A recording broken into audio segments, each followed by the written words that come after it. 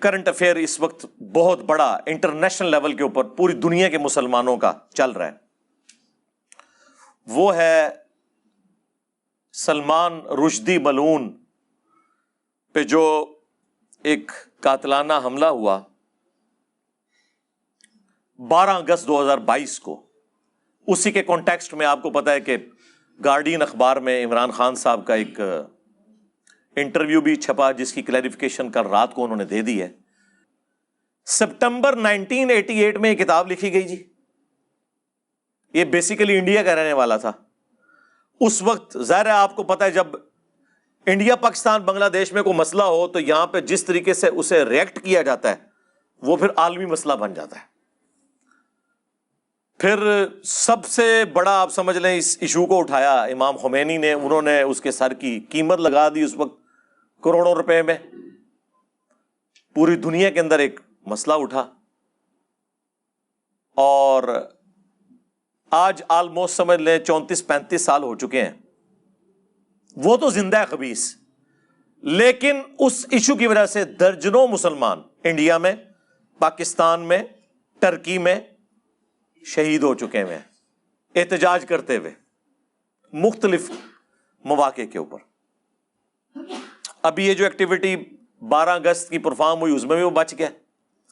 یہ کون سا طریقہ ہے کہ ہم یا تو ہم سپر پاور بن جائیں نا امریکہ کی طرح، دنیا میں جہاں کہیں گستاخ رسول ہو ہم اسے طلب کریں، قانون کے مطابق اس کے اوپر سزا لگائیں، پھر تو ٹھیک ہے۔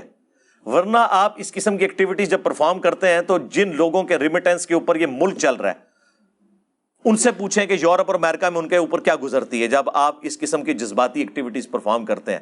اور یہاں ٹی وی چینلز پہ بیٹھ کے اس طرح کی ایکٹیویٹیز کرنے والوں کو ہیرو بنا کے پیش کیا جا رہا ہوتا ہے۔ آپ کو پتہ ہے آپ کیا کر رہے ہیں؟ اب دنیا پڑھ لکھ گئی ہے، آپ کی انہی حرکتوں کی وجہ سے مسلمانوں کے بچے سیکولر ہو رہے ہیں، بعض ایتھیسٹ ہو رہے ہیں کہ یار یہ کس قسم کے ذہن رکھنے والے لوگ ہیں۔ کیا اسلام نے یہ بات کی ہے کہ آپ نے ایکسٹرا جوڈیشل ایکٹیویٹی پرفارم کرنی ہے؟ آپ وہ جو روایتیں لے کے آتے ہیں ان روایتوں کے مقابلے پہ بخاری مسلم میں کتنی احادیث موجود ہیں؟ آج میرا وہ ٹاپک نہیں ہے، ورنہ پھر رخ اور طرف چلا جائے گا۔ میری آپ ویڈیو دیکھ لیں، امام ابن تیمیہ اور گستاخ رسول کی سزا جو انہوں نے کتاب لکھی تھی نا، الصارم المسلول علی شاتم الرسول، اس کا میں نے پورا پوسٹ مارٹم کیا تھا، اور وہ تو خیر ایک الگ بات ہے۔ ہمارے نزدیک تمام گستاخان رسول جو عادی مجرم ہیں اور اپنی حرکتوں سے باز نہیں آتے وہ واجب القتل ہیں، فساد فی الارض سورۃ المائدہ کی آیت نمبر 33 کے تحت، لیکن ایک طریقے کے ساتھ، ایکسٹرا جوڈیشل ماورائے عدالت طریقے کے ساتھ نہیں، عدالت۔ اور اگر عدالت انصاف نہ دے تو پھر آپ اپنے آپ کو اتنا مضبوط کریں کہ ہم اپنے مجرمین کو پاکستان کی عدالتوں میں ان کے خلاف کیس چلا سکیں۔ اس کی بجائے آپ اس طرح کے جب گوریلا طریقے اڈاپٹ کرتے ہیں، اس کا نقصان مسلمانوں کو ہوتا ہے، بعد میں بھگتنا پڑتا ہے۔ تو یہی چیز عمران خان صاحب بھی کہنا چاہ رہے تھے۔ اچھا، اب وہ کتاب کی طرف آپ آ جائیں، سیٹینک ورسز یعنی شیطانی آیات، نعوذ باللہ، یہ اس نے اس کا ٹائٹل رکھا۔ انتہائی فضول کتاب ہے، کوئی علمی بیک گراؤنڈ نہیں اس کتاب کی، اور میں تو حیران ہوں اس کتاب کو اتنا اٹھایا کیا، اس میں ہے کیا؟ تخیلاتی چیزیں، ایک طلسماتی سٹوری کے انداز میں وہ لکھی گئی، ایک جعلی روایت کو بنیاد بنا کر ایک پورے کا پورا اس نے نیریٹو کھڑا کیا جس کی اصل قرآن و سنت کے بالکل مخالف تھی۔ اس قسم کی جعلی روایتیں تو ہماری کتابوں میں موجود ہیں۔ بھائی جس ریلیجن کے ماننے والوں نے 10 سے 15 سال کے اندر صدیوں کی رومن اور پرشین امپائرز کو اکھاڑ کے رکھ دیا ہو، تو آپ کیا سمجھتے ہیں کہ اس کے دشمن پوری دنیا میں کتنے ہوں گے؟ تو کیا وہ جعلی روایتیں داخل نہیں کریں گے ہماری کتابوں کے اندر؟ بخاری اور مسلم دونوں میں حدیث ہے، مسلم کی پہلی حدیث یہی ہے مولا علی علیہ السلام سے کہ رسول اللہ نے فرمایا صلی اللہ علیہ وآلہ وسلم، جس شخص نے میری طرف جھوٹ منسوب کیا وہ اپنا مقام جہنم میں دیکھ لے۔ کیونکہ رسول اللہ کو پتا تھا کہ جھوٹی روایتیں گھڑی جائیں گی، بعض اوقات امت کے وسیع تر مفاد میں بھی گھڑی جائیں گی۔ امام مسلم نے صحیح مسلم کے اندر مقدمے میں یہ لکھا ہے، جو مسلم کا پارٹ ہے، پہلی 92 روایتیں مقدمہ ہے، کہ میں نے نیک لوگوں کی زبان کے اوپر فی البدی جھوٹ جاری ہوتے ہوئے دیکھا ہے، وسیع تر مفاد کے اندر دین کے۔ آج بھی آپ دیکھ لیں کتنے واعظین ہیں کہانیاں سٹوریاں سنا رہے ہیں۔ مسلم کے مقدمے کے اندر لکھا ہوا ہے کہ ابن مسعود کہتے ہیں بعض اوقات شیطان انسانی شکل میں آ کے حدیث بیان کر کے چلا جاتا ہے اور لوگ وہ حدیث پھیلانا شروع کر دیتے ہیں۔ جب بعد میں پوچھا جاتا ہے کس نے بیان کی تو وہ کہتے ہیں ادھر ایک بندہ آیا تھا، ایک آواز آئی اور وہ شیطان ہوتا ہے۔ یہ اسماء و رجال کا جو علم ہے، حدیث کی چینز اور ایک ایک بندے کا تعارف، یہ کس لیے رکھا گیا؟ اسی لیے تاکہ کوئی جھوٹی روایتیں ہماری کتابوں میں داخل نہ کر سکے۔ اور یہ اتنا کریٹیکل ایشو ہے کہ امام مسلم نے مقدمے میں لکھا ہے کہ اس پہ اتفاق ہے کہ تابعی کی مرسل کوئی شے نہیں ہے۔ یعنی اگر کوئی تابعی جس نے نبی صلی اللہ علیہ وآلہ وسلم کو نہیں دیکھا، صحابہ کو دیکھا ہے، صحابہ کی صحبت کی ہے، اگر وہ بھی کوئی روایت بیان کرے اور صحابی کو مینشن نہ کرے، ڈائریکٹ رسول اللہ سے فرمان بیان کر رہا ہے، اس کی روایت مردود ہے، کیونکہ اس نے تو زمانہ نہیں پایا۔ اور یہی اسی قسم کی ایک روایت ہے جس کی بنیاد کے اوپر سٹینک ورسز کتاب لکھی گئی، وہ انشاءاللہ میں بریف کر دوں گا۔ چلے آج تو مجھے موقع ملا، میں بڑے عرصے سے چاہ رہا تھا، لیکن وہ میں اس کو اس لیے ہاتھ نہیں ڈالتا تھا کہ اگر ہم اس طرح کے ٹاپکس پہ بولیں گے، کہیں گے جی دیکھیں جی گڑے مردے اکھاڑ رہے ہیں، یہ ہوں تو ایک مجاہد ملت نے خام خائی گڑا مردہ اکھاڑ دیتا ہے، ٹھیک ہے، وہ قاتلانہ حملہ اس کے اوپر کر کے۔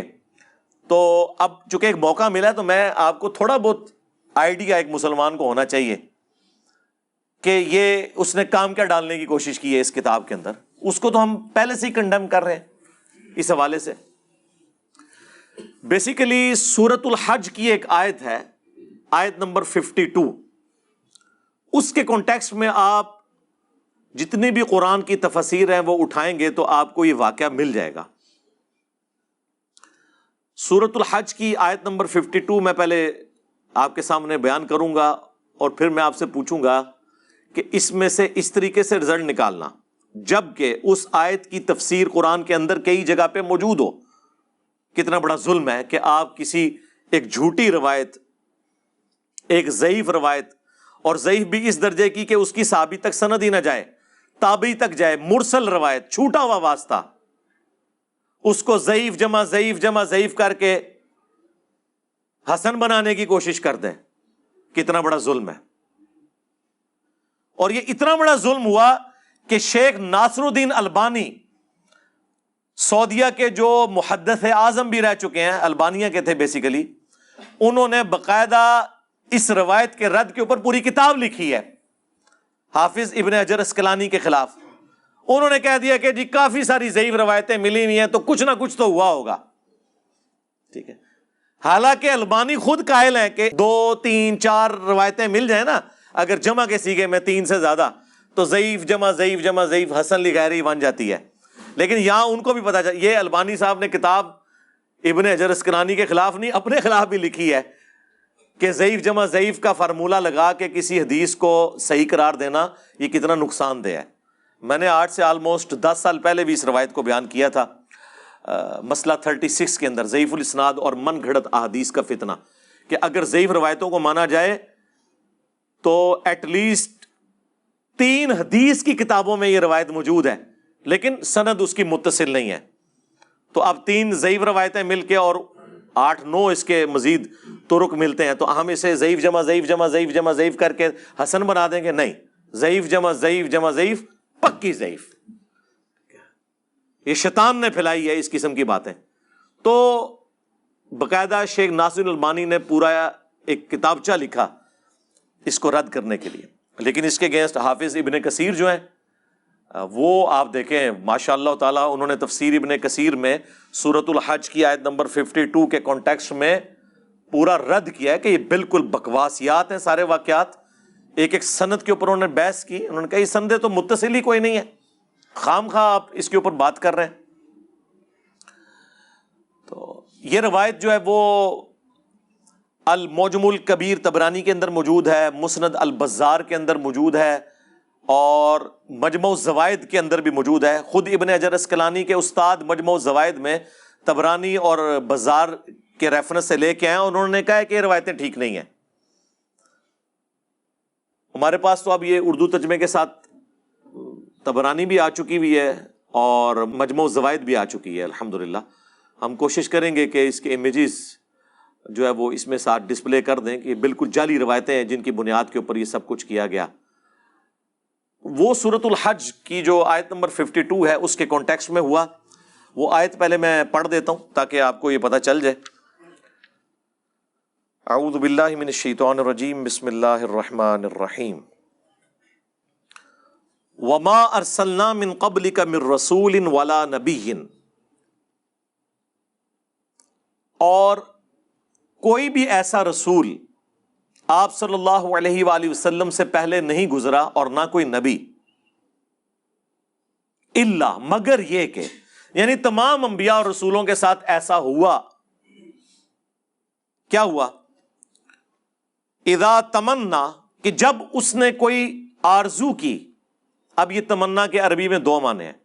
ایک ہے خواہش کرنا، کوئی ایفرٹ پٹ کرنا دین کی سربلندی کے لیے، اور ایک ہے کہ جو اس پہ کتاب نازل ہوئی ہے اس کی تلاوت کرنا.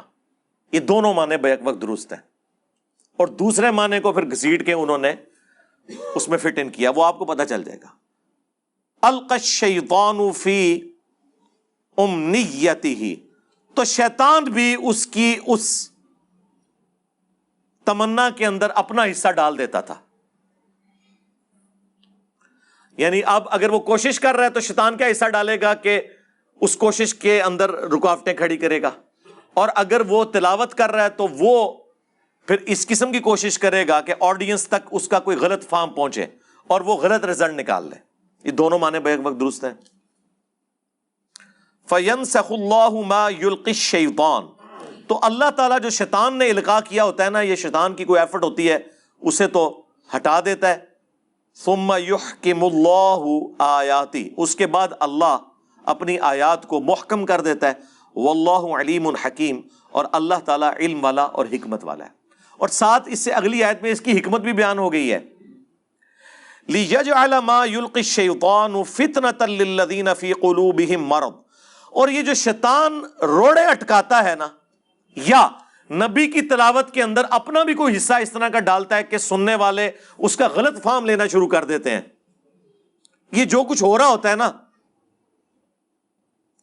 یہ اللہ تعالیٰ فرما رہا ہے کہ یہ اس لیے ہوتا ہے تاکہ ہم جن کے دلوں میں مرض ہے نا، جو ڈھیٹ لوگ ہیں، ان کے لیے اس کو آزمائش بنا دیں. وہ تو پہلے ہی بہانہ تلاش کر رہے ہوتے ہیں، تو ان کے لیے آزمائش بن جاتی ہے اور حق سے روگردانی کر دیتے ہیں.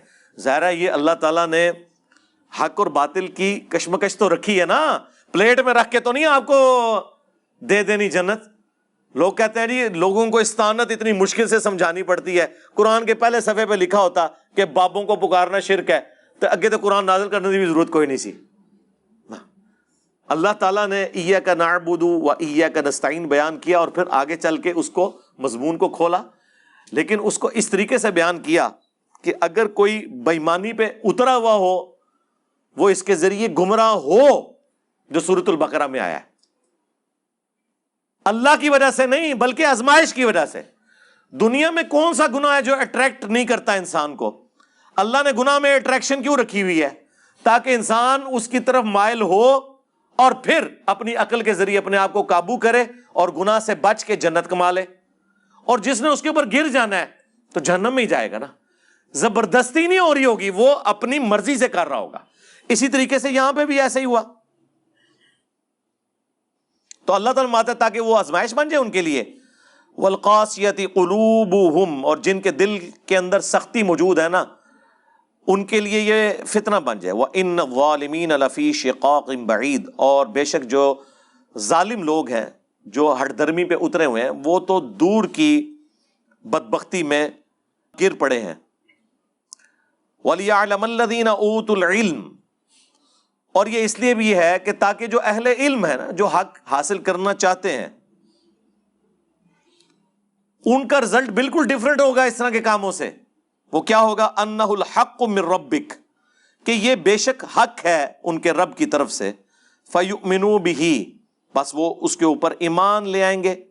فتخبت لہ قلوبہم، اور ان کے دل بھی اس کتاب کی طرف، اس دین کی طرف جھک جائیں گے. وَإِنَّ اللَّهَ لَهَادِ الَّذِينَ آمَنُوا، اور بے شک اللہ تعالیٰ تو ہدایت دیتا ہے ان کو جو بات مان لیتے ہیں، یا ایمان والے، ایمان والا وہی ہوتا ہے نا جو بات مان لیتا ہے، اِلَىٰ صِرَاطٍ مستقیم، سیدھے راستے کی طرف۔ تو یہ وہ آیت تھی جس میں بالکل واضح ہے کہ جب پیغمبر کوئی ایفرٹ پٹ کرتا ہے دین کی سربلندی کے لیے تو شیطان روڑے اٹکاتا ہے، تو اللہ تعالیٰ پھر الٹیمیٹلی پیغمبر کو نجات دے دیتا ہے، اہل ایمان کو، اور نیست و نابود کر دیتا ہے پیغمبر کے مخالفین کو۔ یا دوسرا معنی کہ پیغمبر جب کوئی کلام تلاوت کر رہا ہوتا ہے اس میں شیطان اپنا حصہ ڈال دیتا ہے، اس حوالے سے کہ سننے والے اس کا غلط مفہوم لینا شروع کر دیتے ہیں، اور وہ ظاہر ہے پھر آزمائش بن جاتی ہے جو بدبختی پہ اترے ہوئے ہیں ان لوگوں کے لیے، اور جو اہل ایمان ہیں ان کو تو اللہ تعالیٰ ثابت قدم کر دیتا ہے، ان کو تو کوئی فرق ہی نہیں پڑتا اس چیز سے۔ اچھا، یہ جو اب میں مفہوم بیان کر رہا ہوں یہ قرآن کے اندر موجود ہے، یہ قرآن اپنی اس آیت کی تفسیر اور عقیدے کے اعتبار سے کسی حدیث کا محتاج نہیں ہے۔ حدیث میں مزید ایکسپلینیشن آ جاتی ہے یا سیاق و سباق کی کوئی تفصیلات آ جاتی ہیں، عقیدے میں تو قرآن کسی حدیث کا کوئی محتاج نہیں۔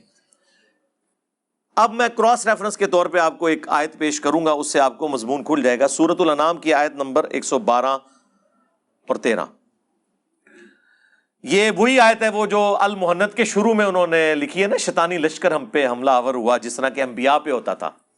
آئیے یاد آیت، اے وہ آیت ہے، وَكَذَلِكَ جَعَلْنَا لِكُلِّ نَبِيٍّ عَدُوًّا، اور اسی طریقے سے ہم نے ہر نبی کے لیے دشمن بنائے تھے، شیاطین الانس والجن، انسانوں میں سے بھی شیاطین اور جنوں میں سے بھی، یوحی بعضهم الی بعض زخرف القول غرورا، جو بعض کے دل میں بڑا بنا سوار کر ایسے بد عقیدگیاں جو ہے نا وہ لیپا پوتی کر کے مزین کر کے ان کے دلوں میں ڈال دیتے ہیں۔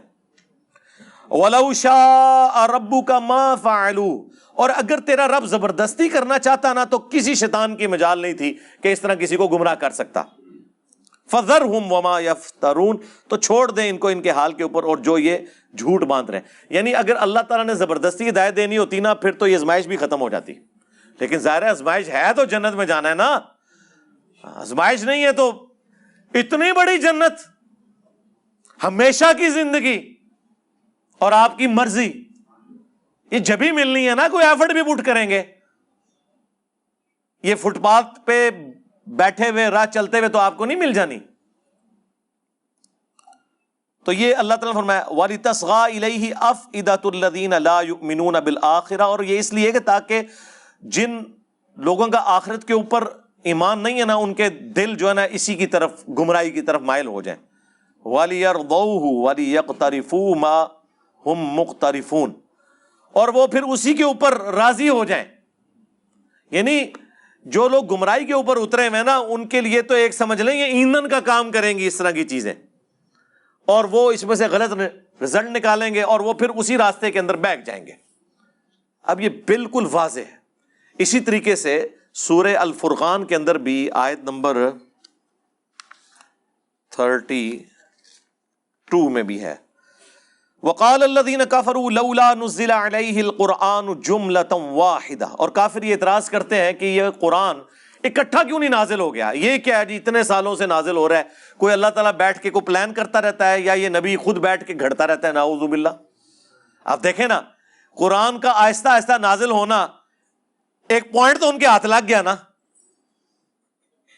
کہ سوچ سوچ کے لکھتا ہے، نعوذ باللہ۔ تو اللہ تعالیٰ نے اس کا جواب دیا کہ ایسا کیوں ہے، کذالک، یہ اس طریقے سے ہے کہ لنثبت بہ فؤادک، تاکہ ہم آپ کا دل اس کے ذریعے مضبوط کریں، ورتلناہ ترتیلا، اور ہم اسے ٹھہر ٹھہر کے پڑھتے ہیں۔ یعنی دل مضبوط ہوتا ہے نا میرے بھائی، دیکھیں غزوہ بدر سے پہلے سورہ البقرہ نازل ہوئی، پوری تیاری کی گئی، جالوت اور طالوت کی جنگ کا واقعہ بیان ہوا، غزوہ احد میں غلطیاں ہوئی، مسلمانوں کے دل دکھے ہوئے تھے، اس کے بعد 60 آیات اس کے اوپر کمنٹری نازل ہوئی کہ تم نے یہ کیا، ہم نے تو وعدہ پورا کر دیا تھا، تم نے نبی کی نافرمانی کی، اس کی وجہ سے فتح شکست میں بدل گئی۔ غزوہ خندق کے موقع کے اوپر 7 گائیڈ لائنز، غزوہ تبوک کے موقع پر سورہ التوبہ۔ تو یہ 7 منسلمانوں کے دل اور نبی علیہ السلام کا دل بھی مضبوط ہوتا تھا، یہی اکٹھی کتاب آ گئی ہوتی اور 23 سال تک نبی علیہ السلام اس کتاب کی بنیاد کے اوپر چلتے رہتے، اس میں زیادہ ٹیسٹ تھا یا ہر واقعے سے پہلے اور کبھی کسی واقعے کے بعد اللہ کی طرف سے کمنٹری آتی تو کتنا دل انسان کا مضبوط ہوتا ہے کہ ٹھیک ہے جی ہماری غلطی معاف ہوگی. ٹھیک ہے، وہ غلطی معاف ہوئی نا سورہ آل عمران میں جن لوگوں نے رسول اللہ کی نافرمانی کی تھی. تو یہ اللہ تعالیٰ ہمارا یہ ہم نے اس لیے نازل کیا. اچھا اب یہ ایک اللہ کی توجیہ ہے، لیکن آٹا گوندے ہلدی کیوں ہے؟ یہ جو ایک پنجابی میں محاورہ ہے کہ جو آٹا گوندے وقت ہلنا تو پڑے گا، اب اس کو بھی کوئی اعتراض بنا لے تو اس کا کوئی علاج نہیں ہے.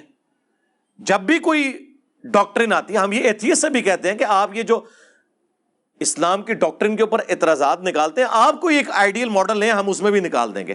الٹیمیٹلی آپ کو ول آف گاڈ کو ماننا پڑے گا، اور یہی اللہ نے قرآن میں فرمایا لا یسأل عما یفعل وہم یسألون. اللہ کو کوئی نہیں پوچھ سکتا کہ اس نے یہ کیوں کیا، اللہ سب کو پوچھ سکتا ہے. یہ اللہ کی ول ہے کہ پریگنینسی کی تکلیف سے عورت نے گزرنا ہے، مرد نے نہیں گزرنا. آپ بے شک ہر سال عورتوں کا دن اس حوالے سے منانا شروع کر دیں کہ نہیں ایک دفعہ مرد کو بھی اس تکلیف سے گزرنا چاہیے، آپ نہیں کر سکتے. اس لیے آج تک کسی نے یہ والا دن نہیں منایا. ہاں یہ انسان کی کمزوری ہے. مرد کو اللہ نے معیشت کی تکلیف سے گزارا ہے کہ اس نے نان و نفقہ بیوی بچوں کا پورا کرنا ہے. یہ ول آف گاڈ ہے نا. اللہ چاہتا اسے ریورس بھی کر سکتا تھا، اللہ کی مرضی نا. تو اس کو کون چیلنج کرے گا؟ وہ تو آپ بھی کریٹر ہو تو آپ کی بھی ایک مرضی ہوگی. یہ کون سا اعتراض ہے؟ تو اللہ تعالیٰ ہمارا یہ ہم نے اس لیے کیا تاکہ اے نبی آپ کا دل مضبوط کرے، آپ کے ساتھیوں کا. اس لیے ٹھہر ٹھہر کے قرآن پڑھتے ہیں. اور پھر اللہ نے ساتھ ہی فرمایا وَلَا يَأْتُونَكَ بِمَثَلٍ إِلَّا جِئْنَاكَ بِالْحَقِّ وَأَحْسَنَ تَفْسِيرًا. اور اے نبی جب کبھی بھی کوئی بھی اعتراض آپ کے پاس لے کر آتے ہیں نا تو دیکھیں ہم کس طرح سچائی کے ساتھ اس کی تعویل آپ کو سکھا دیتے ہیں. کوئی اعتراض لے کے آتے ہیں تو آپ کو بتا دیتے ہیں کہ یہ اس لیے ہے، یہ اس کو غلط رنگ دے رہے ہیں، یہ اس طرح ہے ہی نہیں ہے. اب میرا ایک معصومانہ سوال ہے، اگر وقت کے پیغمبر کے ساتھ یہ ہو رہا ہے کہ ان کی باتوں کا لوگ غلط مطلب لے کے الٹا انہیں بلیم کر رہے ہیں، اس سے بڑھ کر ان پر جو اللہ کی کتاب ہے اس میں کیڑے نکال رہے ہیں، تو اسی تسی تو شاہی کوئی نہیں. تو اس لیے اس طرح کے پروپیگنڈے سے پریشان نہیں ہونا چاہیے، بلکہ ہمیشہ فرنٹ سے لیڈ کر کے آپ کو حق بات لوگوں کو پہنچانی چاہیے. باقی اللہ کی مرضی. ٹھیک ہے، ہمیں جنت اس بات میں نہیں ملنی ہے کہ آپ کے ساتھ لوگ کتنے اٹیچ ہیں، ورنہ تو حضرت لوط علیہ السلام کی 2 بیٹیاں ہی مان لے کے آئی تھی نا. ہاں جی، حضرت نوح علیہ السلام پہ صرف 78 لوگ ہی ایمان لے کے آئے تھے نا، یہاں 300 سے زیادہ لوگ بیٹھے ہوئے ہیں. یہ کوئی کرائٹیریا ہے؟ کوالٹی کرائٹیریا ہے اسلام میں، کوانٹٹی نہیں ہے. تو یہ ساری وہ چیزیں کراس ریفرنس کے طور پہ میں نے آپ کو پیش کی تاکہ آپ کو پتہ چل جائے کہ جن لوگوں کے دلوں میں ٹیڑھ پن ہوتا ہے نا، وہ قرآن کی آیات کا غلط فہم بیان کرنے کی کوشش کرتے ہیں اور اس کے ذریعے پھر لوگوں کو گمراہ کرتے ہیں. یہ قرآن کے اندر اس کی باقاعدہ تفسیر موجود تھی، اس کے باوجود اس خبیث نے سیٹینک ورسز جو لکھی کتاب اس میں اس نے اپنا لقمہ اس کے منہ میں ڈالنے کی کوشش کی. ایک اور آیت پیش کر دیتا ہوں پھر میں اس حدیث کی طرف بھی آتا ہوں جو وہ جعلی روایت ہے.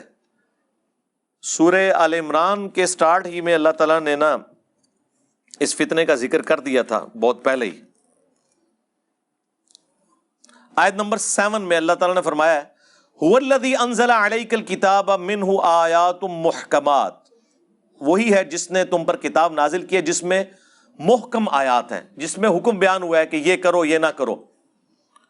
ہن ام الکتاب، وہی کتاب کی ماں اور جڑ ہیں. کیا؟ شرک سے بچو، نماز پڑھو، جھوٹ نہ بولو، زنا سے بچو، ماں باپ کے ساتھ اس نے سلوک کرو. یہ اصل دین یہی ہے، اللہ تعالیٰ فرما رہا ہے. وَأُخَرُ مُتَشَابِهَاتٌ، اور اس کے علاوہ متشابہات بھی ہیں، ریزیمبلنس والی چیزیں. اب آخرت کا دنیا میں دھندلا سا تصور دینے کے لیے حوروں کا اللہ تعالیٰ نے مرد و عورت کا ایک تعلق رکھ دیا.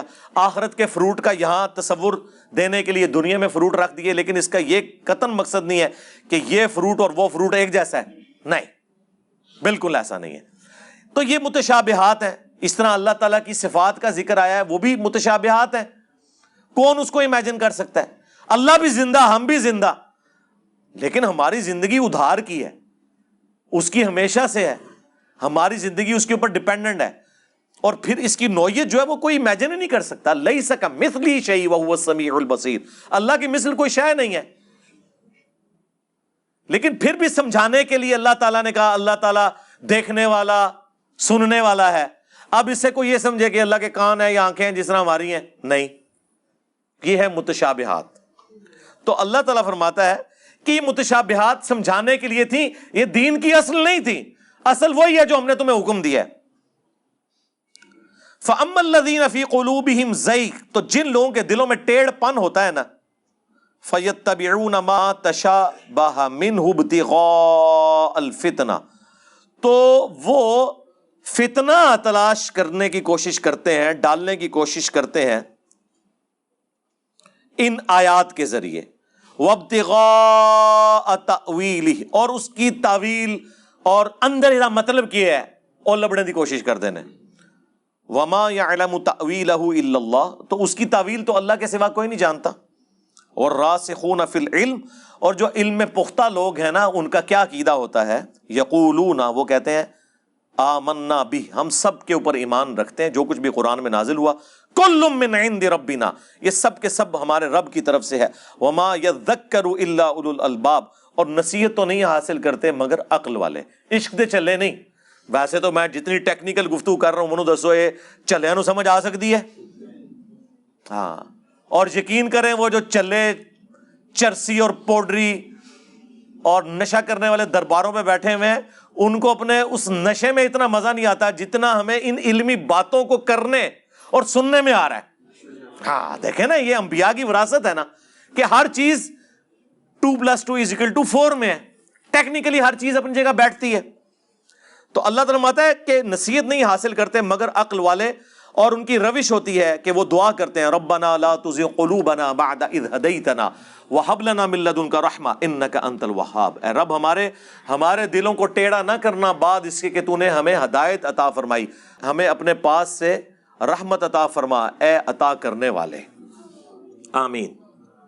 تو اسی کانٹیکسٹ میں بخاری مسلم میں حدیث ہے، اللہ کے محبوب صلی اللہ علیہ وآلہ وسلم نے فرمایا جب کبھی بھی تم دیکھو کہ لوگ متشابہ آیات کی تفسیر بیان کرنے کی کوشش کر رہے ہیں، جیسے حروف مقطعات بھی ہیں، اس میں بھی تب آزمائی کر رہے ہوتے ہیں اور چیزوں کے اوپر بھی، تو سمجھ لو یہ وہی لوگ ہیں جن کے بارے میں قرآن میں اللہ نے کہا ہے کہ ان کے دل ٹیڑھے ہو چکے ہیں۔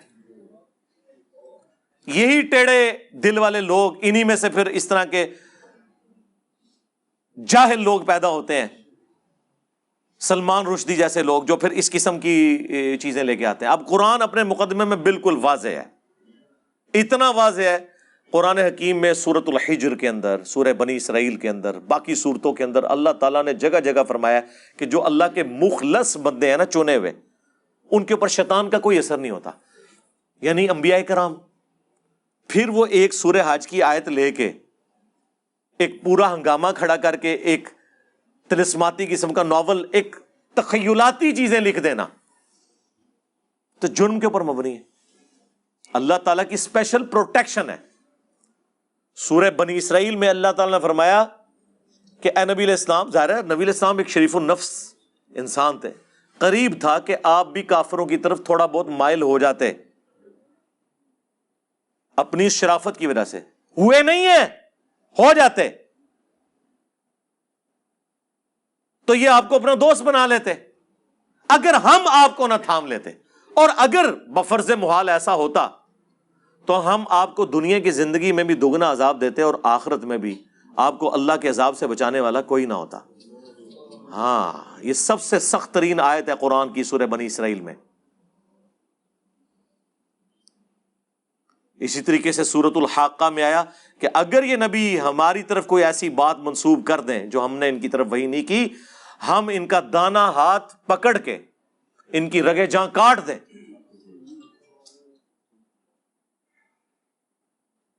استغفر اللہ، دیکھیں الفاظ، اور تم میں کوئی ایک بھی ایسا نہ ہو جو ان کو بچا سکے۔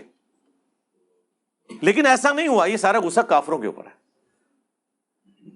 یہ نبی کے اوپر غصہ نہیں ہے، یہ کافروں کے اوپر ہے کہ یہ نبی اللہ کی پروٹیکشن میں، یہ بنیادی عقیدہ ہے. پھر قرآن میں 3 جگہ آیا، سورہ یونس کے اندر، سورہ الانعام کے اندر، سورہ زمر میں، نبی صلی اللہ علیہ وآلہ وسلم کے حوالے سے، قل انی اخاف ان عصیت ربی عذاب یوم عظیم. اے نبی تم فرما دو کہ میں تو خود اس بات سے ڈرتا ہوں کہ اگر میں نے بھی اپنے رب کی نافرمانی کی تو بڑے دن کا عذاب مجھے بھی آ پکڑے گا.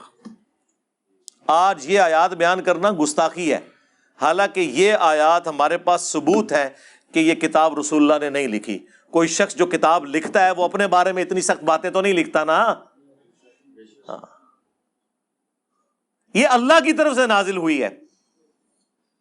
یہ آیات ہمارے پاس ثبوت ہیں جن کے بیان کرنے میں گستاخی کے فتوے لگ جاتے ہیں. اور بھی کافی ساری آیات ہیں لیکن وہ ٹاپک پھر بدل جائے گا. تو یہ پورا قرآن کا مقدمہ ہے کہ انبیاء اللہ کی پروٹیکشن میں ہوتے ہیں. اب آ جائے اس واقعے کی طرف. وہ کہتے ہیں جی کہ یہ سورہ الحج میں جو ذکر ہے نا، اس کی پریکٹیکل اپلیکیشن ہوئی کہ سورۃ النجم کی آیات اللہ کے نبی علیہ السلام تلاوت کر رہے تھے پارہ نمبر 27 کے اندر.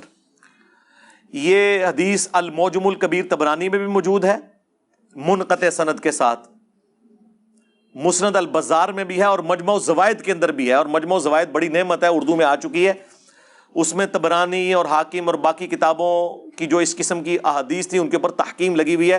امام ہیثمی ابن حجر اسقلانی کے استاد نے اس کو باقاعدہ نقل کر کے کنڈیم کیا ہے. اور میں نے بتایا شیخ البانی نے پورا ایک رسالہ لکھا ہے ابن حجر اسقلانی کے خلاف. انہوں نے کہا کہ اتنی ضعیف روایتیں ہیں تو کچھ نہ کچھ تو ہویا ہوئے گا. ٹھیک ہے، اس کے رد میں شیخ البانی نے پھر پوری کتاب لکھی. اور حافظ ابن کثیر نے ماشاء اللہ تعالیٰ تفسیر ابن کثیر میں سورۃ الحج کی آیت نمبر 52 کے کانٹیکسٹ میں باقاعدہ ان سارے واقعات کو جعلی قرار دیا. اور وہ واقعات سورۃ النجم کے ساتھ یہ جوڑتے ہیں پارہ نمبر 27 کے اندر کہ جی نبی علیہ السلام سورۃ النجم کی تلاوت کر رہے تھے اور جب ان آیات کے اوپر پہنچے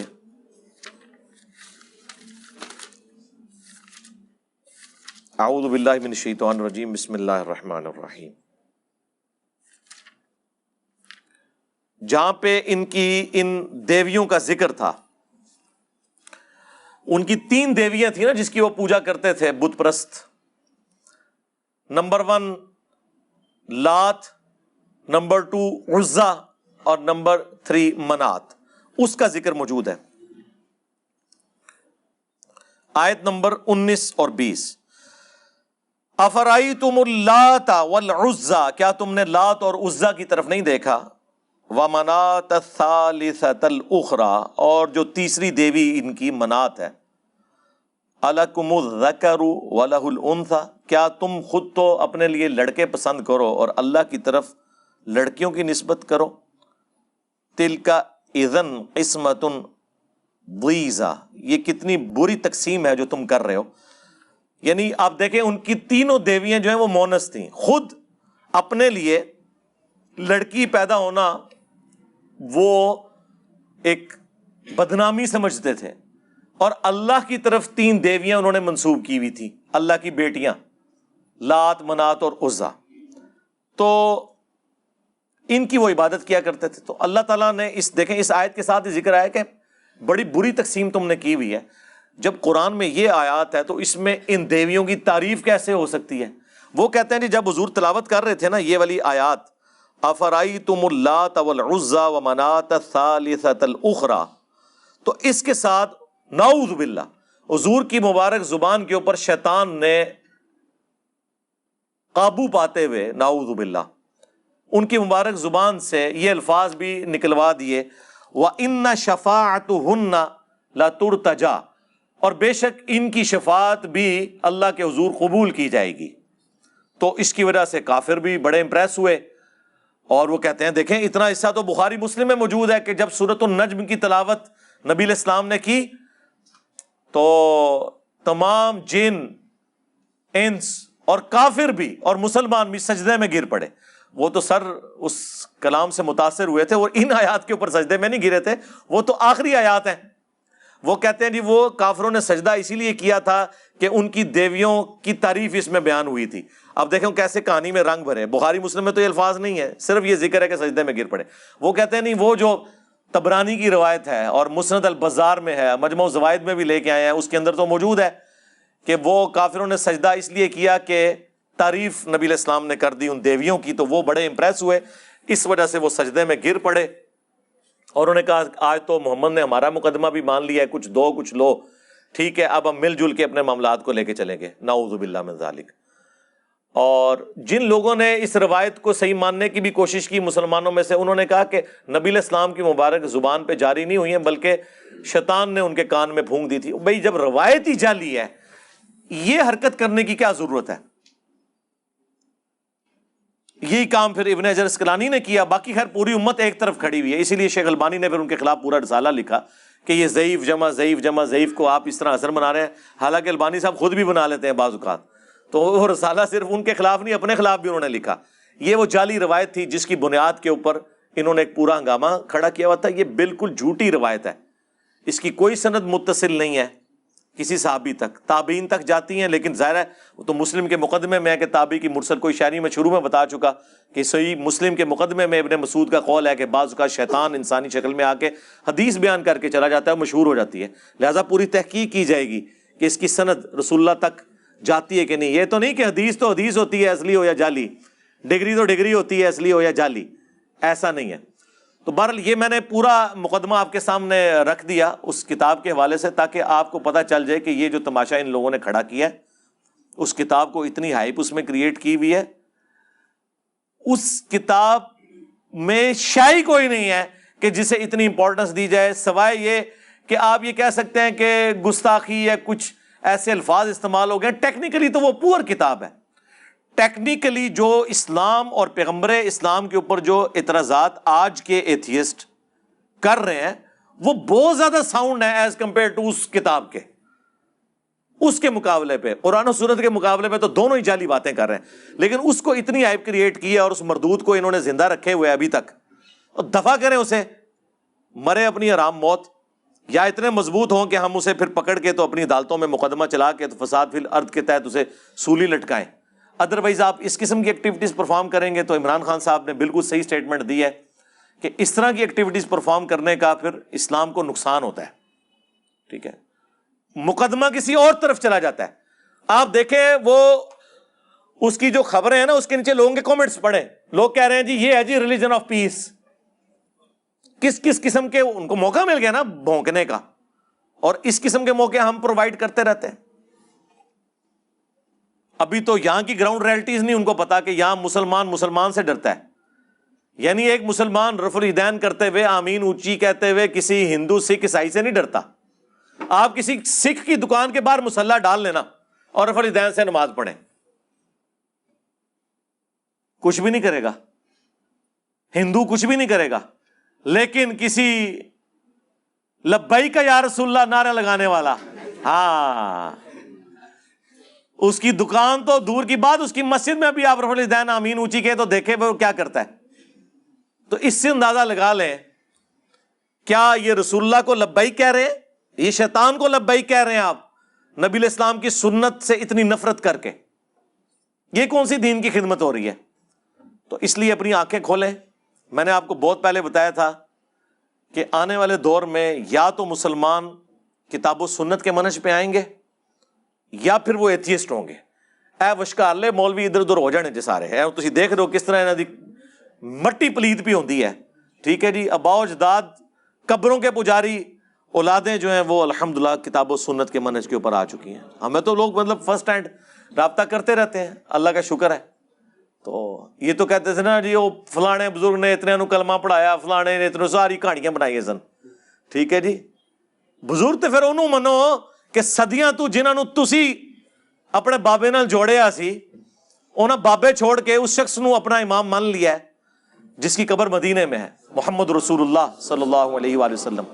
صلو علی محمد وآل محمد، اللہم صلی علی محمد وعلی آل محمد واصحاب محمد وازواج محمد وامت محمد اجمعین الی یوم الدین، آمین۔